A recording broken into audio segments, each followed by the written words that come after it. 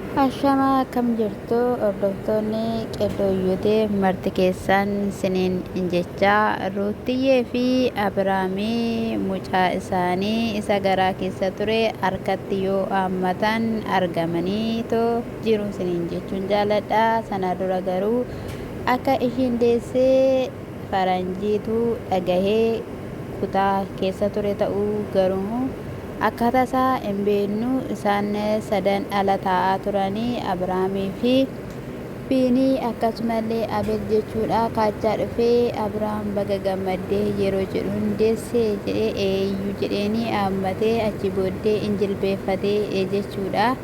Akkasitti dhugaan siniin jedha. Ay dubartii dhugaa, ay dubartii haadha dhiiraa, haadha gootaa, haadha gooteettii dhugaa rabbii jechuudha. Ani Ruutaa kana jechuudha. Da'umsa Ruutaa kanarratti waan akka waan ishii bira jirutti waan baay'ee irraa baradhee dhugaa dubbachuudhaaf haa ta'uyyuu malee bakka isaan wal haammatanii jechuudha. Baay'ee tokko abbaa ilmaa taatee jechaanii turanii amma ishii bira ga'utti jechuudha cannaqamaadha jechuudha kan inni ture.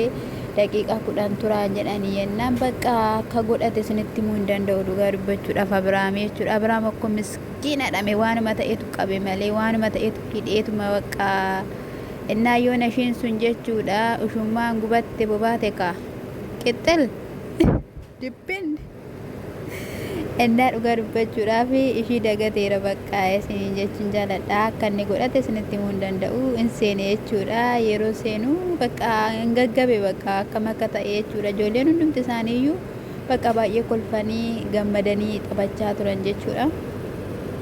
Haa ta'uyyuu malee haammachuu hammanii mucaan gumaan dhalatee hanganee haammadhee jakootiin argutti hin amanuu. Garuu dhugaa natti fakkaachaa hin jiru jechuudha kan inni ture jechuudha. Abiraamii egaa gaafa mana seenaa yookiin immoo kutaa isheenitti deemumsa ishiitii yeroo seenanii dhugumadha jechuudha.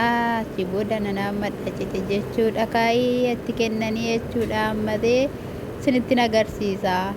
Galaalame miskiinummaa isaa sinittiin agarsiisa arganii eenyu akka inni fakkaatu addaa baasanii jechaa ture jechuudha. Lakkeettiin jechuudha. Ishiin malee eetti agarsiisa ta'edhanii inni agarsiisa jechuudha. Mucaan mamma dhalattina sirrii miti. Haa ta'uyyuu malee na fakkaata. Ashabbartu lafa taa'een jedhu sinitti fakkaate ashabbar akka ashabbarii ta'e sin beeka jechuudha. Na baay'ee tokko namatti tola jechuudha. Wanti hundumti isaayyuu na fakkaata. Akkasumallee anumatu dabalamee dhufee yoo jedhu dubbatee jira jechuudha. Obboleettiin Ruutaallee dubbattee jirti jechuudha. Abiraamii baga ashannaftee ati hin ashannafamnee na shannaftee jetteen jechuudha. Akkasumallee Ruutaan illee natti hin dallaniin jetteen jechuudha.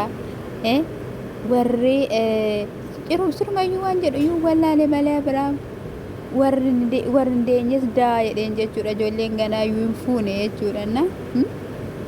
Jalqaba fuudhaniitu achi booddeedha Abiraamii si wallaalchifte miti si macheessite.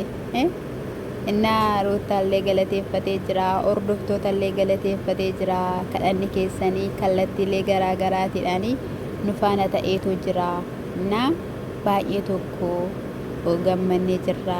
Eebbifamaa galatoomaa asiniin jedheetoo jira jechuudha. Ka warra nageenye jirtu waan ta'eef innaa dhugaa dubbachuudhaaf baay'ee namatti tola jechuudha. Innaa ishiin haammatteettu haadhummaan kanuma dhayitu kolfaa turan jechuudha. Nama ajaa'ibu dhugaa. Innaa harma ishii hiixatanii amma ilaalametti jechuudha. Muluun isaaniiyyuu akkamitti akka nu dhuedhanii jechuudha. Maali kaakaa fa'ii godheedhu amma dhalattee amma kaakaa maali naa gooti akkamitti hodhaooti amma hoo gadi bayooti maalumatti jedhu bakka aayilaandii amma aayilaandii geessiidha Abiraam kuni. Jechuudha baay'ee tokko namatti tolu dhugaa dubbachuudhaaf jechuudha. Takka mee dhugaa dubbachuudhaaf anennaan isaan ilaalu ashaangulliitii ishii ijoolleen itti teessee ilaaltu ishii fa'in itti fakkaatu jechuudha. Takkattuu gammadu takkattuu waan ta'e wal godhunnaan kana ilaalan immoo namatti wanneedhu jechuudha. Ichaan abbaa mucaa ta'eetoo jira. qancareetoo jira, gaashee qaqqabaan jira, bakka gaashee bu'uuttan jira. Kana booda immoo mucaan kiyyaa ana faanadha ta'a. Kallattii hundumaaniyyuu sinan daawwachiisa, sinin agarsiisa. Mana jara kootidha. Inni anaaf jechaa jira jechuudha. Wanti hundumtuu afee bira darbe jechuudha. Bilbila karaa sana argattu. Karaa eenyuyyuu nan argattanii. Kana booda jechuudha. Fayyaa bee fayyisee fayyisu dhugaa dubbachuudhaaf abdii guddaa qabna.